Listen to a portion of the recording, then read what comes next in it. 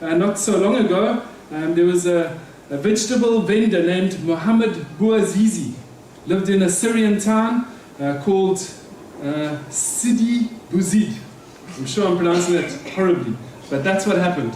And he's a young man. He lost his dad at the age of 3. So early on, as he kind of got to the age where he was responsible for helping provide for his family. He was a street vendor. He would go to the market at midnight, buy fruit and vegetables, and he'd spend the day selling his fruit and vegetables on the streets. By the time late afternoon came, he'd have a nap, wake up at midnight, start again. And Mohamed didn't have a permit, he was unlicensed, and so he used to get harassed by the police and have to pay bribes and kind of constantly be kind of fighting for his survival.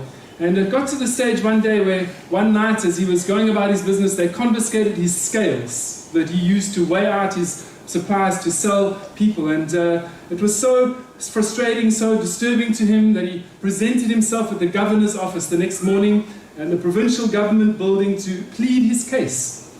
But unfortunately, the governor wouldn't see him, closed his ear to the cry of this fruit vendor, this street vendor. And as in his cousin's word, the cousin described it, he said, no one would listen to him. He had a complaint, he was trying to sort things out, and no one would listen to him. So angry, frustrated, outraged was Mohamed that he set himself on fire outside the government building. You probably know the story. It was 2010. Spent 2 weeks in hospital before he died, but that incident, his setting himself on fire, started the Arab Spring that swept through many Arab nations around that time.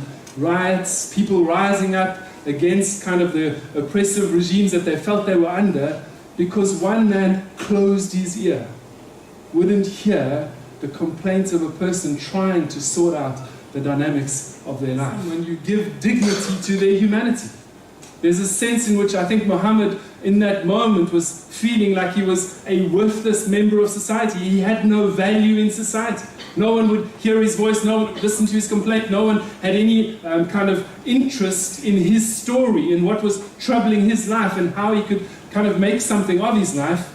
He felt like a non-citizen, a non-event in the society in which he lived. There were other people that had higher priority.